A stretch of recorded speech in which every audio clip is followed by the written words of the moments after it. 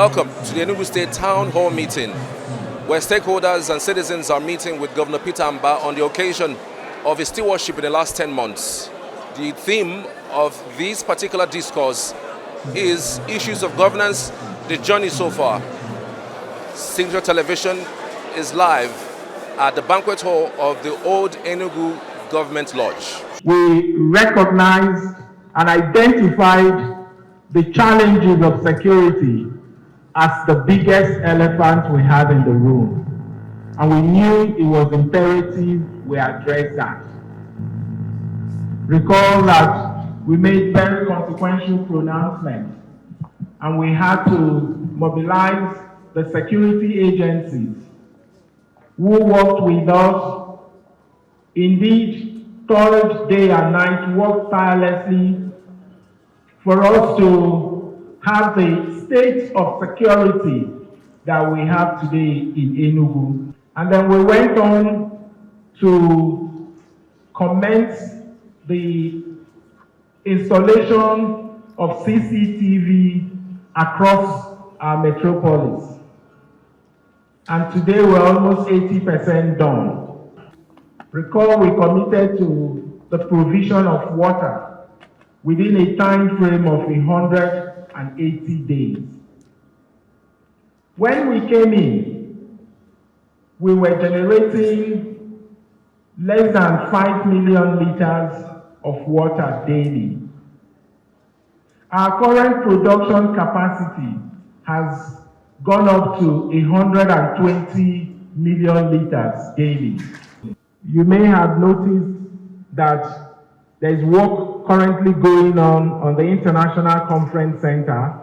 In few months, the conference center will become functional. Recall we said that we're going to do 1,250 kilometers of road every year, which means we're going to do 10,000 kilometers of road over the 4 to 8 years that we're going to serve you. That's if you renew our mandate. Our objective is to make sure that all the roads in Enugu City, all the roads are paved. We will not take any road, we will not accept that there will be a road in our metropolis that is not paved. We are currently constructing the smart schools across the 260 wards. We've awarded the contracts for 135. So in 135 wards today, those smart school projects are ongoing. The 10 months performance record was impressive, but some of the citizens had both doubts and worries, which they told the governor directly. We have been hearing about your security interventions, and we from organizing based on our structures from state down to the because every executive committee member of every family is a member of organizing executive. And based on security, in our place, as meaning that we know every family and the owner. And in the intervention for security, organizing is asking, how can you involve us? Because through the instructions of primary, Your Excellency, I'm particularly enchanted by your interventions in the health sector, especially with these recent health centers that have to be scattered all over the world. But my question is, enlightenment is the veritable tool for mitigation of some social ills. If we cite these things without these women coming to assess it, it will avail us nothing. Now, according to the scripture, a particular man said, how will I understand if nobody teaches me? What are the plans in place to sensitize these women to start using these health facilities? Sir, prior to your coming into office, persons with disabilities in Enugu have been beggars in their own father's land. Sir, I wish to know the situation of persons with disabilities under your administration, considering the already existing Enugu State Discrimination Against Persons with Disabilities Prohibition Act of 2023 that supposed establish Enugu State Disability Commission for the sake of welfare and integration of persons with disabilities into state affairs. How do we secure our roads, not just in the urban area, but in the remote areas, in the rural communities? How do we secure our roads? Because it is hard for us, people coming from Alpha to Enugu, between Alpha and AK is a terror zone. So how do we secure those remote areas? That's our question for the governor. In the business community, we recognize that there is shock in the economy based on the prevailing escalating inflation. We want you, being a responsible government, to pay more detailed attention to some of the businesses that are dying. If you can create an avenue for us to monitor them and even give them opportunity to have loans to revive their businesses, it will help us. Outside of the open session, some of those who were at the town hall expressed their impression of the government of the Enugu State in the last 10 months. As we all know, His Excellency has done a lot for the educational sector, starting from the smart green schools to the allocation of 33% of the state budget to education, and to promising us to provide palliative to students in their need. He has also promised to do something about the Enugu State Scholarship Board. I'm coming from the perspective of being a small business owner. I have a business in the town. I produce stuff, I sell here, but we notice that there's a lot of issues, a lot of negative vibes around the taxation policy of the government.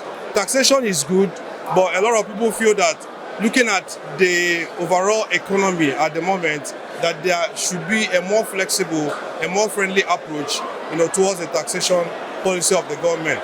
We have 3 women in the commissioner circle. We are not really impressed with that number, because what my organization does is that we encourage women to be in leadership positions.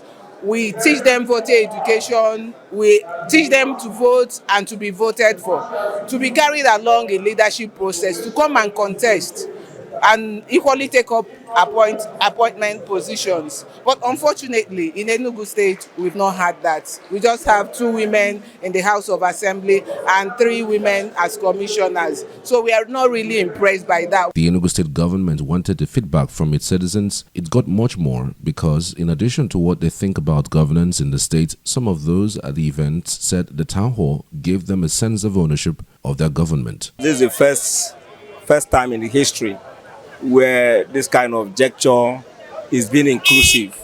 Are you getting me? Now, going by the concerns of people with disabilities under his administration, I have that confidence with him. We see every state has its own peculiarity, and that is Enugu for you. Any governor who can do well in Enugu can lead the entire Southeast, because Enugu is the capital of the Southeast. And that was why he didn't want Enugu to have security issue. He came on board, he said, I'm going to end it at home. And he has ended it without any record of casualties. I think I see the governor as somebody who is proactive. From what he's doing and what he's saying, I see him as somebody who knows where he's going, and then who is ready to take people to the promised land. It's not that he's just talking like a politician who promise and don't do. Meanwhile, the royal father, Igwe Habatukuta, highlighted one key issue that wasn't touched at the town hall. The major thing that they did not touch is about making Enugu State, concentrating it, and officially making it oil producing state, because we have oil in Enugu State. I'm very, very sure, because he's in the oil sector and he knows his state has oil.